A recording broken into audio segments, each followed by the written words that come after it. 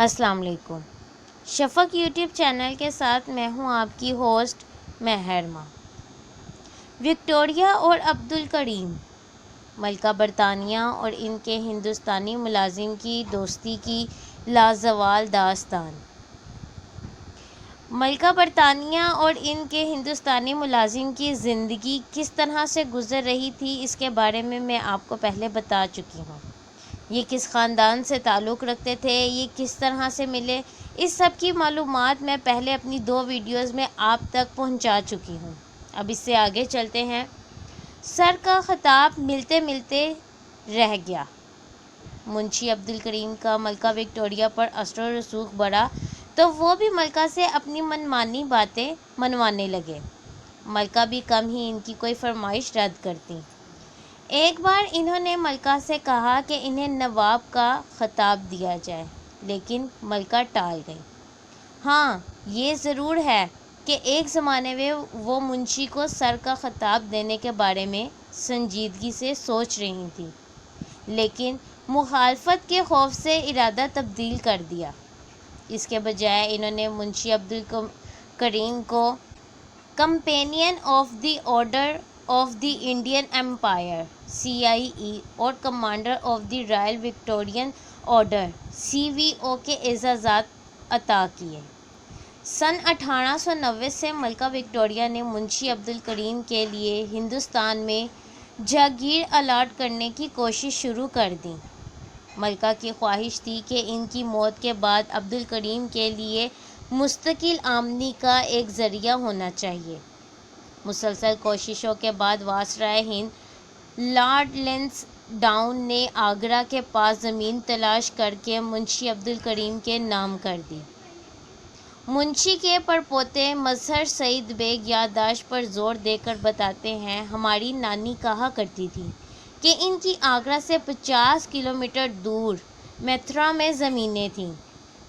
ممکن ہے کہ یہ وہی جاگیر ہو جو ملکہ وکٹوریہ نے منشی عبدالکریم کے لیے الاٹ کرائی تھیں۔ مظہر سعید بیگ کی بہن پروین بدر خان بتاتی ہیں، میں نے یہ بھی سنا تھا کہ ملکہ وکٹوریہ نے ایک خط دیا تھا کہ یہ تمہاری 7 پشتوں کے لیے ہے، تمہارے خاندان میں سے کسی کو بھی کوئی ضرورت ہو تو وہ یہ خط لے کر حاکم وقت کے پاس شاہی دربار پہنچے۔ منشی عبدالکریم کو شاہی خاندان، انگریز حکام اور محل کے ہندوستانی عملے کی مخالفت کا سامنا کرنا پڑا تھا۔ منشی کا زوال۔ 22 جنوری سن 1901 کو ملکہ وکٹوریہ کا 81 برس کی عمر میں انتقال ہوا تو ساتھ ہی شاہی محل میں منشی عبدالکریم کا اقتدار بھی ختم ہوا۔ نئے بادشاہ ایڈورڈ ہفتم کے حکم پر ونڈسر میں ان کے فروگمور کاٹیج پر الاؤ روشن کیا گیا اور اس میں منشی کے کاغذات، ملکہ کے خطوط اور نایاب تصاویر جلا دی گئیں۔ شاہ ایڈورڈ نے یہ احسان ضرور کیا کہ منشی کو اپنی مرحوم ماں کا آخری دیدار کرنے کی اجازت دے دی۔ منشی عبدالکریم کے خاندان کے پرانے واقف کا سید اقبال حسین بتاتے ہیں کہ ملکہ کا تابوت بند ہونے سے پہلے منشی وہ آخری شخص تھے جنہوں نے وکٹوریہ کا چہرہ دیکھا۔ ملکہ کی تدفین کے فوراً بعد ایڈورڈ ہفتم نے منشی عبدالکریم، ان کے خاندان کے افراد اور محل کے تمام ہندوستانی ملازموں کو، جن میں اکثریت آگرہ کے مسلمانوں کی تھی، ہندوستان واپس بھیج دیا۔ منشی کے پرنواسے قمر سعید بیگ یاد کرتے ہیں، ہمارے بڑے بتاتے تھے کہ انگریز حکام نے منشی عبدالکریم کے ساتھ بہت برا سلوک کیا۔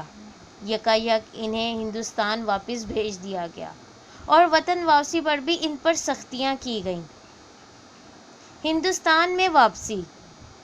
منشی عبدالکریم نے بقیہ زندگی اپنے آبائی شہر آگرہ میں خاموشی سے گزاری۔ انہوں نے اپنے انگلستان کے گھر کی طرز پر شاندار محل بنوایا اور اس کا نام کریم لاج رکھا۔ قمر سعید بیگ اپنے بچپن کو یاد کرتے ہوئے بتاتے ہیں، کریم لاج مجھے اچھی طرح یاد ہے کہ ایک بہت بڑا ڈرائنگ روم تھا جہاں ملکہ کی طرف سے دیے گئے تحفے تحائف رکھے جاتے تھے۔ اپنے بچپن میں ہم وہاں جا کر یہ سب چیزیں دیکھا کرتے تھے۔ پروین بدر خان بھی اپنی یادوں کو دہراتے ہوئے بتاتی ہیں، میں نے اپنی آنکھوں سے ایک چھڑی دیکھی تھی جس میں یاقوت جڑے ہوئے تھے۔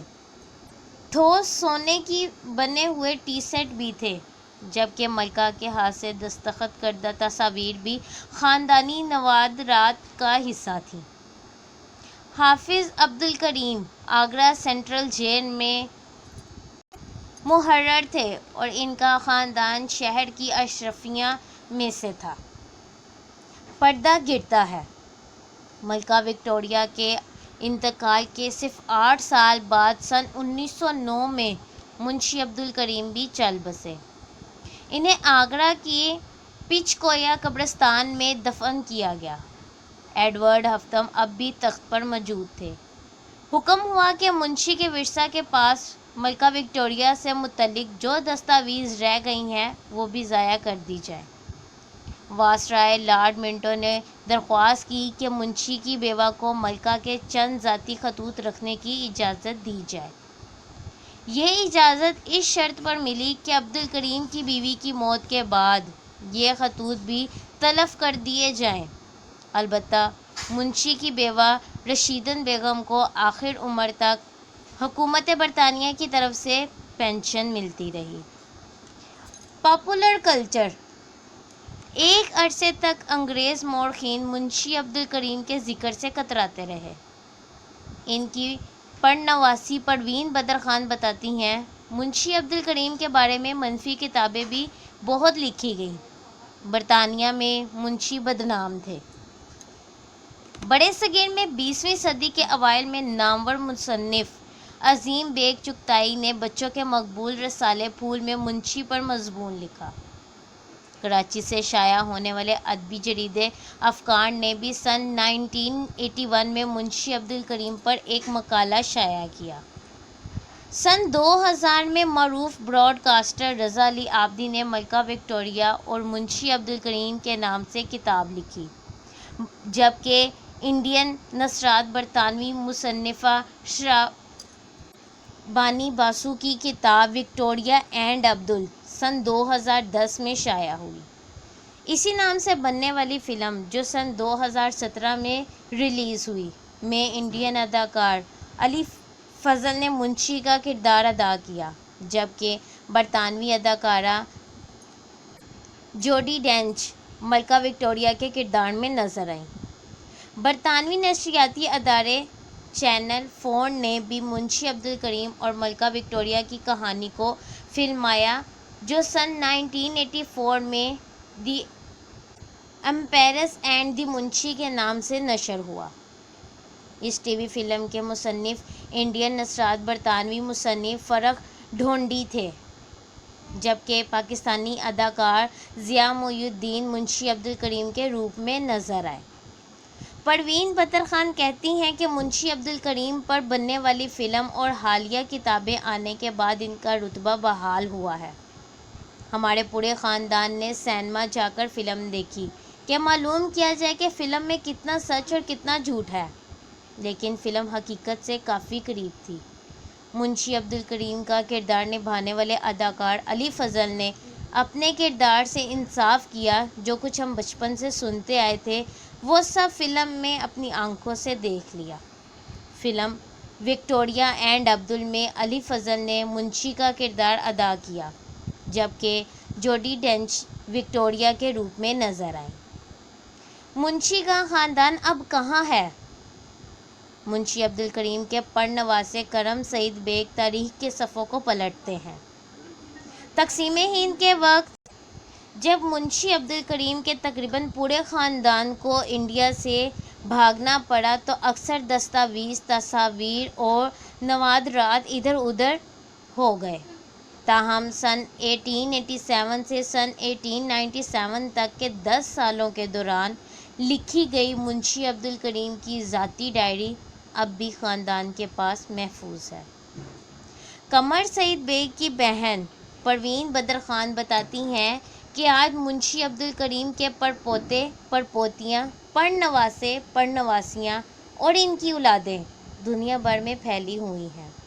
ان میں سے اکثر پاکستان، انڈیا، امریکہ، کینیڈا، فرانس، برطانیہ اور سوئٹزرلینڈ میں رہائش پذیر ہے۔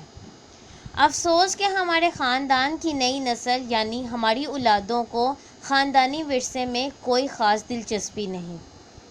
وہ کہتے ہیں کہ 132 سال پہلے جو بھی ہوا وہ اب ماضی کا حصہ ہے اور اس کا حال سے کوئی تعلق نہیں۔